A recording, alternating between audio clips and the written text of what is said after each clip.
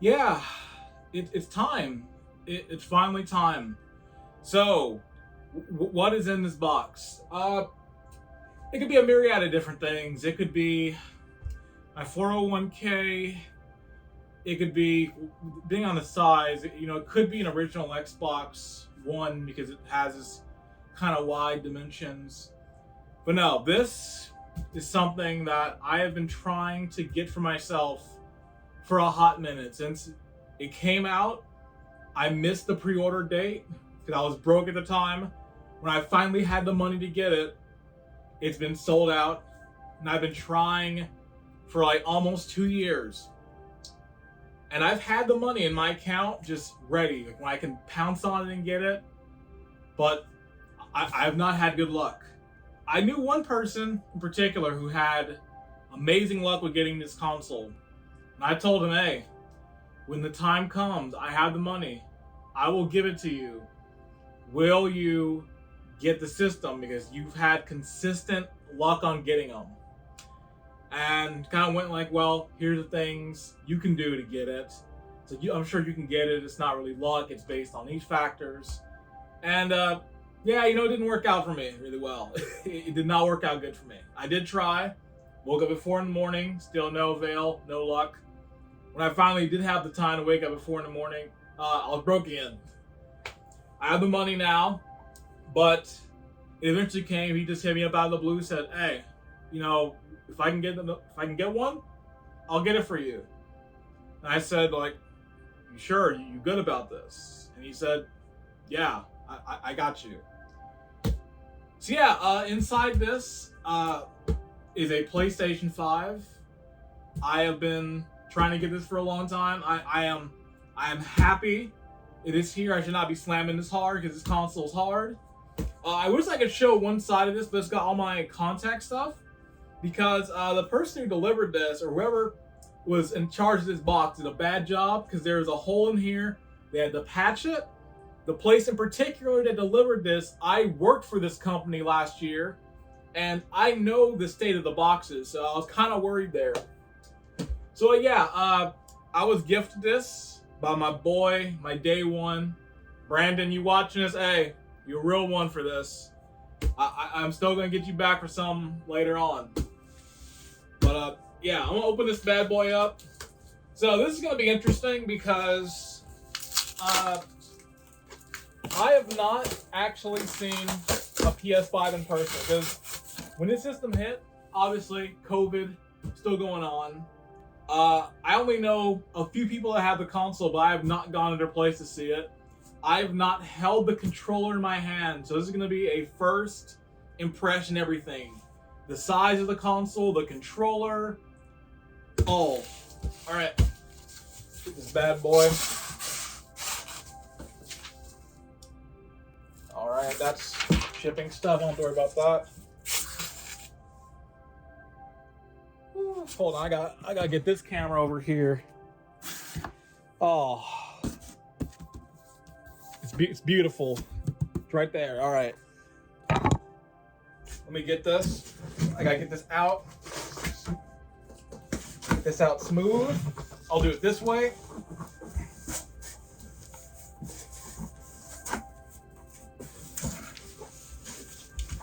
Do it this way without showing my information. I'm trying to be extra careful with this. All right. Here it is. Look how massive this box is. It's blocking my frame. I have to look at this camera if I actually want to be seen. It's like this shit huge. 8K, 4K 120 HDR. This TV ain't hitting 8K. This TV for sure caps at 60. So all that varial stuff that hit this past week, I can't do just yet. I am upgrading 4K TVs later this year, so I will be there. And this is always the exciting part, opening a new console, because there's a big thing of, okay, I'm not going to be doing this again. It's a one-time thing. Okay. I'm I'm sorry these camera angles are sucking. I didn't plan all this out. I didn't realize the box was going to be 1,000,000 pounds this tall. Okay.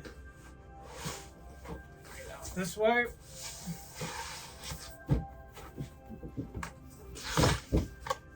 The most precise PS5 opening. I'm trying to be as careful as possible. Okay. Actually, I am gonna have to open it like this. Okay. This is a controller and other things. This one, I'll get to that. Right now, here's the big boy itself. Let me open this one to the side.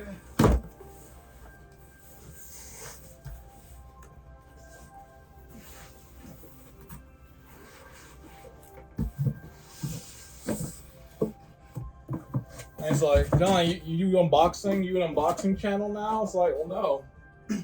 The only time I will unbox some stuff is when it's something like important. I did unbox the Switch. I don't think I ever uploaded that video, or it's somewhere in a hard drive. I did do one for the PSVR. You better believe, hey, when that next Nintendo system drops, there's gonna be one, or whenever I get an Xbox. Which, you know, it is ironic. I'm doing a PlayStation unboxing and I am wearing a Nintendo shirt. I didn't plan on that.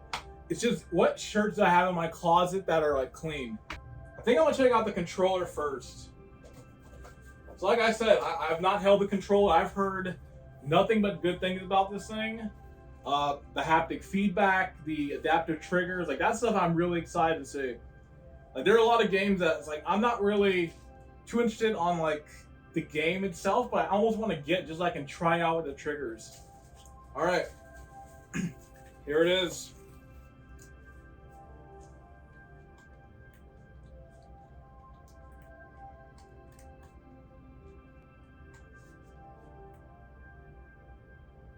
Feels good.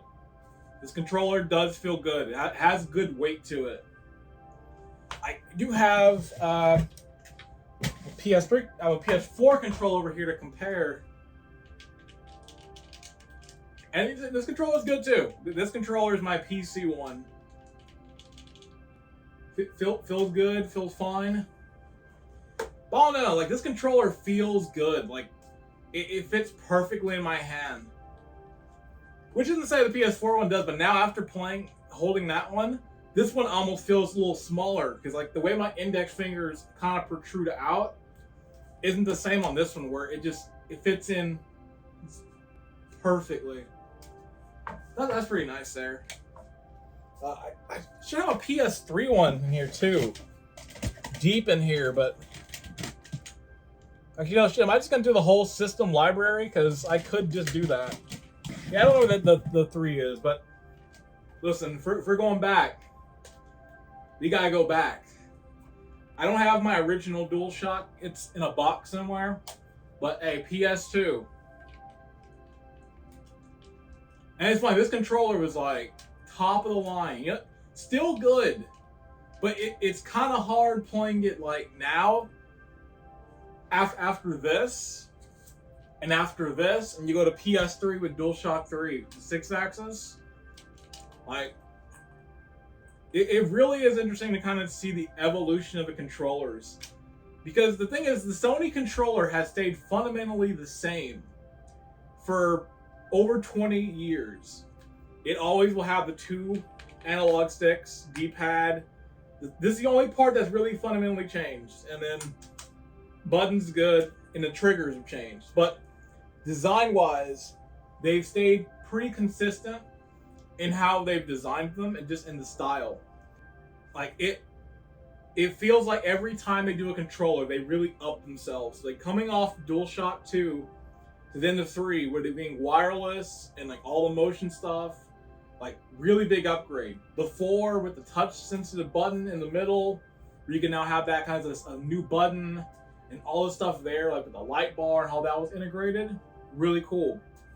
So I'm really excited to test this out. I don't have a lot of PS5 games on deck. I have Astros.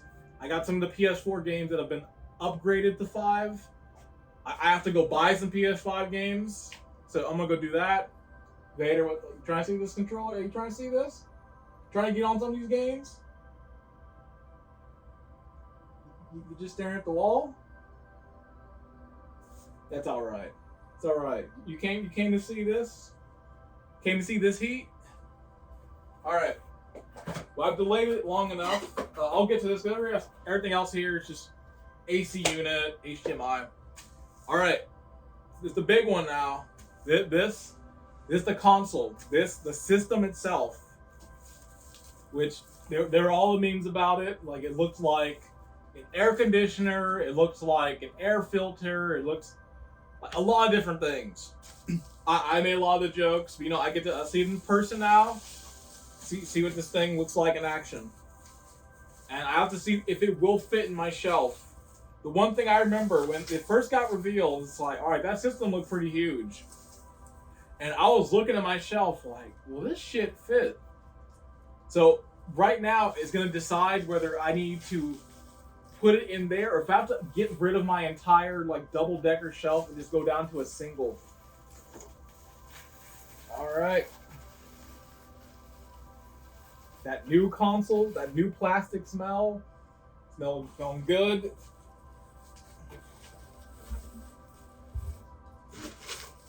God dang, this thing big. This thing is huge. Vader, hey, no, please don't lick this. I just got this thing. Yeah, lick me, that's fine. I can handle it. Yeah, it looks really cool. And they do have those custom designs now in the decal. So if I don't want the white, I can switch to get like a black or a blue. Oh, you knocked my mic down? Thanks. I'm sure that's going to sound good. So I have options if I want to do that. One of the things I think at first I was kind of off about was just the black-white design where like every other Sony system was just black, excluding PS1, which is more gray. And I was like, man, I wish like the controller was in black, which they do sell now, so it's not a big issue. But yeah, in person, this thing looks nice. The thing I'm happy about with this is I can finally retire my PS4. Now I was gonna have it here with me and hold it up, but the PS4 is no longer in the room. I was gonna put it in my closet, just hide it away. I figured, you know what? It'll just have a permanent place in my living room. There's no Blu-ray player in there. And for the times I am in there, I could always pop in the PS4 every once in a while and play something in there. But yeah, I'm happy to retire that PS4. It was a launch day PlayStation 4 OG day one. So I didn't get the Pro, I didn't get the Slim, and there were problems with that launch day PS4. I remember I got the system. Day one, people were like, yeah, this system is quiet, it's all that. I boot up Assassin's Creed Black Flag. That fan is already buzzing. I haven't even done anything. I'm in the menu of the game. The fan is already going, and I was like, oh no, this is not good. I'm worried about this. Maybe at some point I'll upgrade. And as you can tell, I never upgraded. I stayed with the original PS4 for the entirety of its life cycle and past.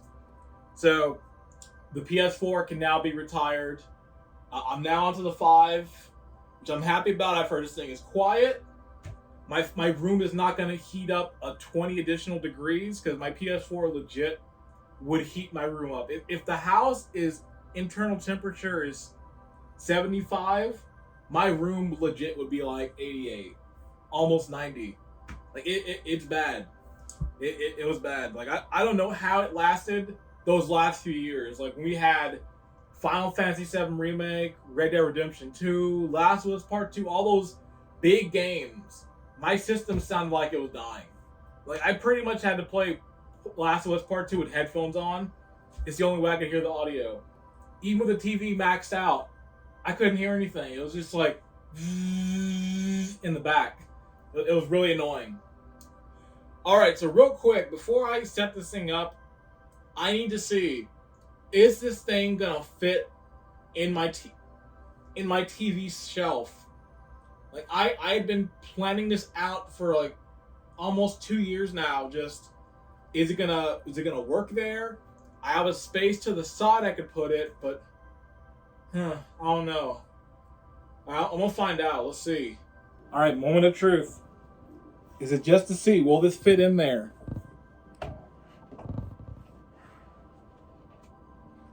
Okay, it will. Barely. It's such a tight fit. This shit is a tight fit. Okay, it fits in there now. That's good. But there's one other thing that I forgot when I was opening up the rest of the stuff is there's a base plate that is required whether you have it vertical or horizontal. So I'm gonna need to get this base plate on before I can even go in there. So let's get this thing on.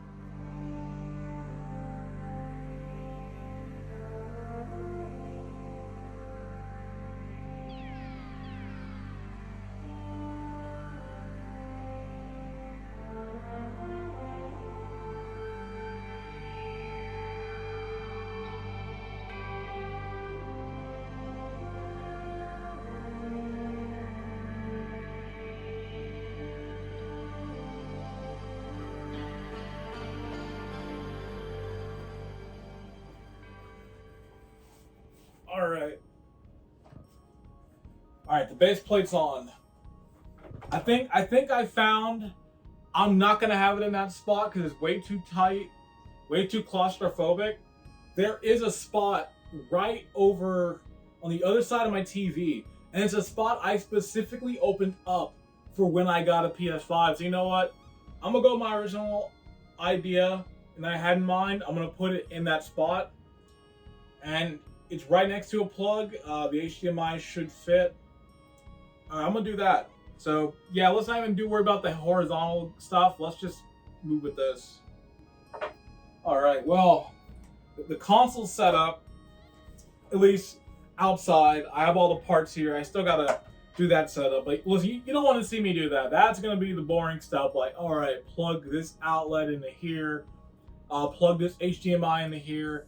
I'm not gonna do that on camera. So for now in this video, I'm going to end it here.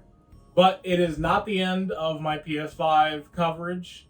I do plan to do the starting of the console, maybe checking out Astro's Playroom.